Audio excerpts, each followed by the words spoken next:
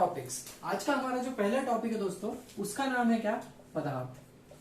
बहुत बचपन से हम शुरू से बार बार इसके बारे में पढ़ते आ रहे हैं, पदार्थ पदार्थ पदार्थ। तो ये पदार्थ जो है, सब्सटेंस हम इसको इंग्लिश में बोलते हैं। सब्सटेंस क्या चीज होती है? यदि मैं इसको बहुत सिंपल से वर्ड्स में इसको डिस्क्राइब यदि करूं तो ये क्या होता है? एक निश्चित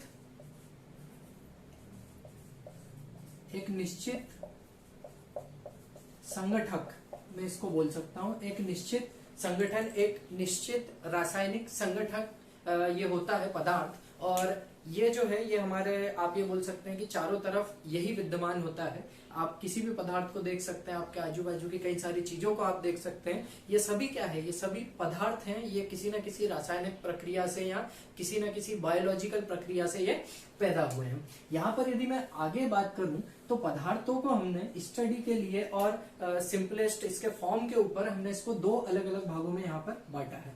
सबसे पहले होते हैं क्या? तत्व, और दूसरे होते हैं क्या? यौगिक। यदि मैं तत्वों की बात करूं, बहुत ध्यान से सुनिएगा दोस्तों, यदि मैं तत्वों की बात करूं तो तत्व क्या होते हैं? तत्वों को यदि मैं सिंपल सी भाषा में बोलूं तो ये क्या है? Simplest form of matter. Matter का सबसे सिंपल फॉर्म, सबसे सरल फॉर्म क्या कहलाता है दोस्तों? यहाँ पर तत्व कहलाता है। चूंकि ये सबसे सिंपल फॉर्म और सबसे छोटा फॉर्म होता है, इसीलिए इसके अंदर सबसे मेन बात ये होती है कि ये क्या होता है? अविभाज्य होता है। ये अविभाज्य होता है, ये इनडिवाइडेबल होता है। इसको आगे और ज्यादा डिवाइड नहीं करा जा सकता है। और ये अविभाज्य होता है। इसके साथ साथ इसके अंदर क्या होते हैं? इसके पूरे पूरे मैटर के, इसके पूरे पूरे पदार्थ के तत्व के अंदर वो जिस भी पदार्थ का तत्व है, जिस भी पदार्थ का एलिमेंट है ये, तो उसके सारे के सारे इसके अंदर क्या विद्यमान होते हैं? गुण, उसके सारे के सारे कैरेक्टर इसके अंदर विद्यमान होते हैं। फॉर एग्जाम्पल, यदि मैंने आयरन लिया तो आयरन जो है, आयरन क्या है? एक पदार्थ है। इसका एक छोटा सा भाग क्या है? तत्व है। और तत्व जो है इसका, यदि मैं आयरन की बात करूं तो ये अपने खुद के प्योर फॉर्म में, सिंपलेस्ट फॉर्म के अंदर ये पाया जा रहा है। और ये क्या है? अविभाज्य है। इसको और ज्यादा, मतलब आप इसको इस तरीके से विभाजित नहीं कर सकते कि लोहा जो है उसको हमने तोड़ के और कुछ बना लिया। ऐसा नहीं होता। आयरन हमेशा क्या रहेगा? आयरन रहेगा, और इसके अंदर सारे के सारे गुण इसके अपने आप में विद्यमान रहेंगे। यदि मैं इसके एग्जाम्पल्स की बात करूं तो हर पदार्थ जो है, हर तत्व जो है, वो अपने आप में क्या है? एक एलिमेंट है। फॉर एग्जाम्पल आयरन यदि मैं बात करूं, ऑक्सीजन मैं लिख सकता हूं यहाँ पर। आयरन, ऑक्सीजन, ये अपने सिंपलेस्ट फॉर्म में क्या है? ये एलिमेंट है, तत्व है। वहीं यदि मैं आगे अब यौगिक की यदि बात करूं तो यौगिक क्या होता है? इसकी सबसे सिंपल डेफिनेशन क्या है कि एक या एक से अधिक, दो या दो से अधिक किसी भी आप तत्वों को, दो या दो से ज्यादा एलिमेंट्स को, दो या दो से ज्यादा तत्वों को जब आप आपस में मिलाते हैं तो यहाँ पर किस चीज का निर्माण होता है? कंपाउंड का, मतलब यौगिक का यहाँ पर निर्माण हो जाता है। यदि मैं इसका एक एग्जाम्पल लूं तो एग्जाम्पल क्या है इसका? सिंपल सी बात है। यदि मैंने हाइड्रोजन लिया और इसके साथ में ऑक्सीजन लिया, इन दोनों को मैंने यहाँ पर मिलाया और मैंने यहाँ पर क्या बना लिया? H2O, मतलब वाटर बनाया। अब यहाँ पर सबसे मेन याद रखने वाली बात क्या है कि यौगिक क्या होता है? इसके अंदर आप दो तत्वों को, दो या दो से अधिक तत्वों को तो मिला रहे हैं, पर किसमें मिला रहे हैं? एक निश्चित अनुपात में यहाँ पर मिला रहे हैं। एक इसका निश्चित अनुपात है। यदि मान लीजिए कि मैं यहाँ पर हाइड्रोजन है, वो यदि 3 यहाँ पर हाइड्रोजन मिलाऊं और उसके साथ में एक ऑक्सीजन को मिलाऊं तो यहाँ पर कतई भी पानी का निर्माण नहीं होगा। यहाँ पर जल जो है ये निर्मित नहीं होगा। पर यदि मैं इसको 2:1 में रखूं तो ये यहाँ पर हमारा जल का निर्माण होता है। तो इसकी जो डेफिनेशन है वो क्या है? तत्वों का एक अनुपातिक तौर पर, एक अनुपात में, एक निश्चित अनुपात में योग या मिलना क्या कहलाता है? यौगिक कहलाता है। दो या दो से अधिक तत्वों का एक निश्चित अनुपात में मिलना क्या कहलाता है? यौगिक कहलाता है। अब हम आगे इसमें बढ़ते हैं दोस्तों। तत्व, अब हम आगे इसमें देखेंगे क्या कि हमने इनको स्टडी के आधार पर और इनके गुणों के आधार पर हमने इनको अलग अलग भागों में बांटा है। यदि मैं इसके आगे बात करूं तो तत्व जो होते हैं, तत्वों की यदि मैं बात करूं तो तत्व हमने मुख्यतः 3 बड़े भागों में बांटा है। सबसे पहले हमने क्या बनाई? धातुएं। इसके अंदर सारे मैक्सिमम जितने भी हैं सब कठोर चीजें ही इसके अंदर आती है, धातु। दूसरी है क्या? अधातु। और तीसरी इसके अंदर क्या है, उपधातु। अब धातु तो वे हो गई जो ठोस रूप में पाई जाती हैं, और जैसे एल्यूमिनियम हुआ, आयरन हुआ, चांदी हुआ, सोना हुआ, ये सारी की सारी चीजें क्या है, धातु है। उनके अलावा जो बाकी की चीजें हैं ये सब क्या है, अधातु है। पर उपधातु कुछ ऐसे मेटल्स, ऐसे पदार्थ हमारे पास, ऐसे तत्व हमारे पास पाए जाते हैं कि जो इन दोनों के ही गुणों को दिखाते हैं या दर्शाते हैं। तो ये क्या चीज कहलाती है, उपधातु कहलाती है। यदि मैं तत्वों की बात करूं, यदि मैं मैटर की बात करूं, यदि मैं एलिमेंट की बात करूं, तत्वों की बात करूं, तो हमारे पास कुल मिला के अभी तक आवर्त सारणी के अंदर 118 तत्वों को यहाँ पर खोज लिया गया है। इन 118 तत्वों में से जो 94 है, 94 जो तत्व हैं, ये प्राकृतिक तौर पर यहाँ पर पाए जाते हैं दोस्तों।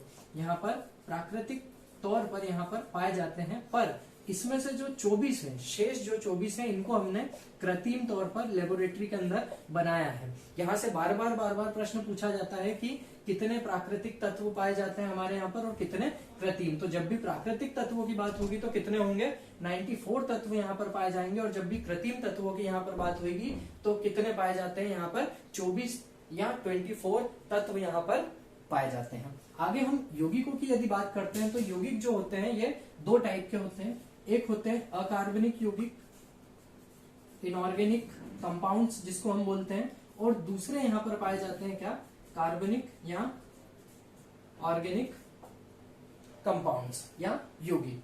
अब अकार्बनिक कंपाउंड्स क्या होते हैं, इससे पहले हम कार्बनिक कंपाउंड को समझते हैं। क्या होता है, जैसा इसके नाम से यहाँ पर पता चल रहा है कि कार्बन, कार्बन अर्थात क्या, सी कार्बन, कार्बनिक मतलब कार्बन यहाँ पर आ गया। कार्बन यदि है तो इसके साथ में हाइड्रोजन होगा ही होगा, ये 100% बात फिक्स है। तो ऐसे सारे के सारे पदार्थ जिनके अंदर कार्बन और हाइड्रोजन हो, इन सिंपल फॉर्म की जो हाइड्रोकार्बन से रिलेटेड हो, जो हाइड्रोकार्बन हो, वे सारे के सारे पदार्थ क्या होते हैं, कार्बनिक पदार्थ होते हैं। और यदि मैं अकार्बनिक पदार्थ की बात करूं तो यहाँ पर हाइड्रोजन और कार्बन की उपस्थिति यहाँ पर नहीं पाई जाती है दोस्तों। तो ये हमारा जो इसका डिवीजन है, ये दोनों डिवीजन यहाँ पर तत्व और यौगिक के आपके सामने यहाँ पर है। यदि मैं अब इसमें आगे बात करूं तो एक छोटा सा टॉपिक इसके साथ में और हमेशा ऐड कर दिया जाता है, वो है क्या, मिश्रण। ये भी एक तरीके से पदार्थ ही है, पर इसके साथ में क्या आ जाता है, एक और मिश्रण, मिक्सचर नाम से हम जिसको जानते हैं। मिक्सचर बचपन में हम खाते थे, 10 रुपए का नमकीन, नमकीन मिक्सचर, बस उसी को क्या बोला जाता है, मिक्सचर बोला जाता है, मिश्रण बोला जाता है। इसीलिए बोला जाता है कि इसके अंदर क्या होता है कि इसकी जो डेफिनेशन है, इसके अंदर जो कॉन्सेप्ट है, वो सीधा दो चीजों पे चल रहा है कि हमने किसी भी चीज को मिश्रित किया है तो वो भौतिक तौर पर तो मिश्रित हो चुकी है, पर यहाँ पर क्या नहीं हो रहा है, इसके अंदर रासायनिक क्रिया यहाँ पर नहीं हो रही है। तो ये क्या हो गया, हमेशा मिश्रण कहलाएगा। फॉर एग्जाम्पल यदि हमने आप ये बोल सकते हैं कि यदि हमने चाय बनाई तो इसके अंदर सारी की सारी चीजें डाल दी, जल डाल दिया, चाय पत्ती डाल दी, शक्कर डाल दी और सारी चीजें इसके अंदर डाल दी, तो यहाँ पर ये कौन सा मिश्रण हुआ, ये भौतिक मिश्रण है। पर यहाँ पर कोई भी रासायनिक क्रिया हुई है क्या, यहाँ पर कोई भी रासायनिक क्रिया नहीं हुई है। अब कई सारे लोगों को ऐसा कंफ्यूजन होगा कि हम तो चाय तो बनाते हैं तो ये तो रासायनिक क्रिया हुई, तो इसको भी मैं थोड़ा सा और बता देता हूँ कि इसके भी दो टाइप होते हैं। एक होता है क्या, समांगी मिश्रण, जिसको हम होमोजेनस मिक्सचर बोलते हैं, और एक होता है क्या, विषमांगी मिश्रण, हेट्रोजेनस मिक्सचर जिसको हम बोलते हैं। तो समांगी मिश्रण और विषमांगी मिश्रण, जैसे अभी मैंने आपसे बोला चाय, तो चाय में हमने क्या करा, पानी डाला, शक्कर डाली, चाय पत्ती डाली, सारी चीजें डाली और मिला के एक मिश्रण बना लिया। चूंकि ये इसके अंदर सारी चीजें एक दूसरे में अच्छे से मिल चुकी है, इसलिए ये क्या है, एक तरीके का यूनिफॉर्म मिक्सचर है, मतलब एक अच्छा एक दूसरे में आपस में भौतिक तौर पर ये अच्छे से मिल चुके हैं, इसलिए ये क्या है, समांगी मिश्रण कहलाएगा। फॉर एग्जाम्पल जल, आपने पानी लिया, इसके अंदर चीनी डाल दी, आपने पानी लिया, इसके अंदर नमक डाल दिया। अब इसको पानी से निकालना थोड़ा मुश्किल है, थोड़ा नहीं काफी ज्यादा मुश्किल है, तो ये क्या हुआ, एक यूनिफॉर्म मिश्रण हुआ।